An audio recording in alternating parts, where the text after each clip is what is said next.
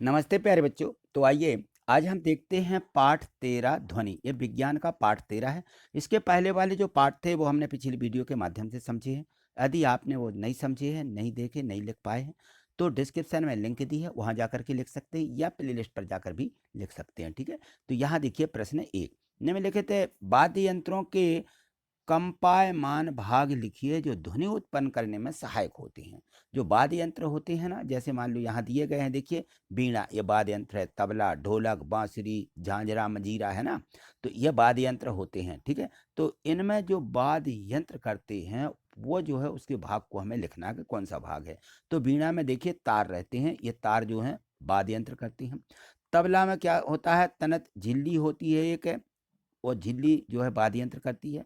ढोलक में भी ढोलक की ये खोल रहती है जो, उसमें यह वाद्य यंत्र करती है। बांसुरी में ये छेदे रहते हैं, छिद्र, वो वाद्य यंत्र करते हैं। झांझरा मंजीरा में छोटी छोटी प्लेटें रहती हैं, वो प्लेटें जो है इसका वाद्य यंत्र करती हैं। ठीक है, इसी प्रकार से प्रश्न 2 देखिए यहाँ पे है कि जब हम बोलते हैं तो हमारे शरीर का कौन सा भाग कंपित होता है, स्पष्ट कीजिए। तो जब हम बोलते हैं तो हमारे गले में वाक यंत्र कंपित होता है। ये वाक जो हम बोलते हैं है ना, वो कहलाता वाक यंत्र। ठीक है, चलिए आगे देखें। यहाँ देखिए प्रश्न 3 है कि पुरुष, महिलाओं तथा बच्चों की वाक ध्वनियाँ भिन्न भिन्न होती हैं, क्यों? क्योंकि अब यहाँ देखें तो पुरुषों की जो वाक तत्वों की जो लंबाई होती है, जो बोलते हैं उनकी लंबाई लगभग 20 मिलीमीटर होती है, और महिलाओं की इसकी लंबाई लगभग 15 मिलीमीटर होती है, महिलाओं की वाक यंत्र की। बच्चों के वाक तंतु बहुत छोटे होते हैं, यही कारण है कि पुरुष, महिलाओं तथा बच्चों की वाक ध्वनियाँ अलग अलग यानी भिन्न भिन्न होती हैं। प्रश्न 4 देखिए, मनुष्य कितनी आवृत्ति की ध्वनियाँ सुन सकता है? तो मनुष्य लगभग 20 हर्ट्ज से लेकर के 20,000 हर्ट्ज तक की आवृत्ति की ध्वनियों को वो सुन सकता है। ठीक है, प्रश्न 5 है, आवृत्ति किसे कहते हैं?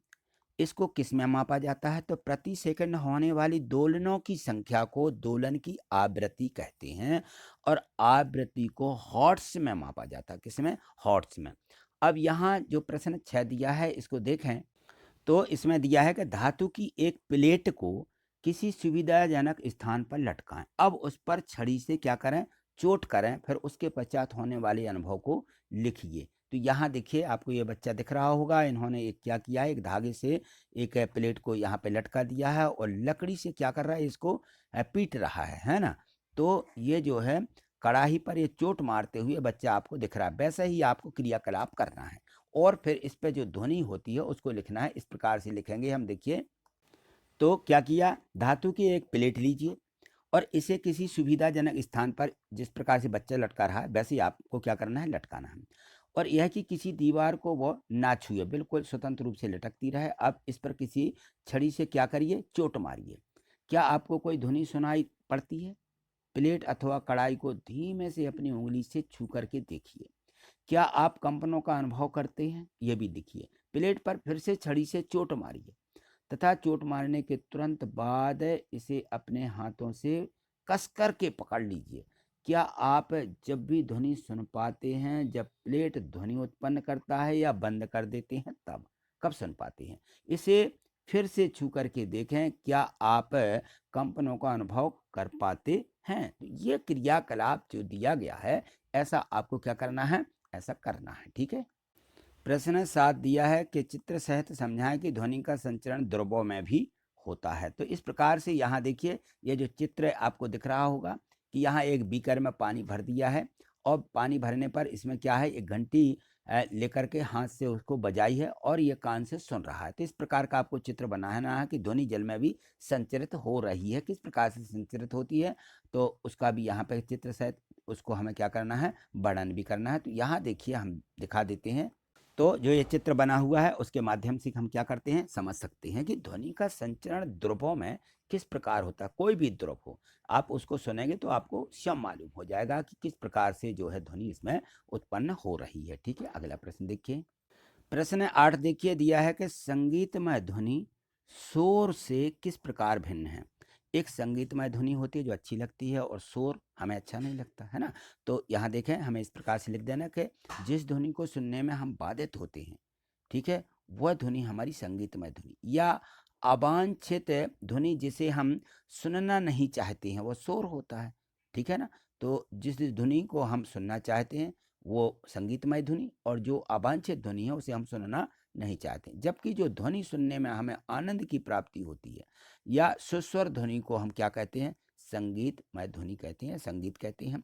यदि संगीत को आवश्यकता से अधिक आवाज में सुनना जाए या संगीत की प्रबलता अधिक हो तो वह क्या कहलाती है, वह ध्वनि शोर बन जाती है। वैसे हम कहते हैं अरे बहुत शोर हो रहा, हल्ला हो रहा है, ठीक है ना। तो इस प्रकार से प्रश्न 9 दिया गया है कि ध्वनि प्रदूषण क्या है। ध्वनि प्रदूषण के प्रमुख कारणों को सूचीबद्ध कीजिए। तो जो ध्वनि प्रदूषण या अत्यधिक शोर किसी भी प्रकार के अनुपयोगी ध्वनियों को कहते हैं जिससे मानव और जीव जंतुओं को क्या होती है, परेशानी होती है। इसमें यातायात के दौरान उत्पन्न होने वाला शोर जो है वो मुख्य कारण है। अत्यधिक शोर सुनने से भी जो है सुनने की शक्ति चली जाती है या इसके चले जाने का खतरा होता है।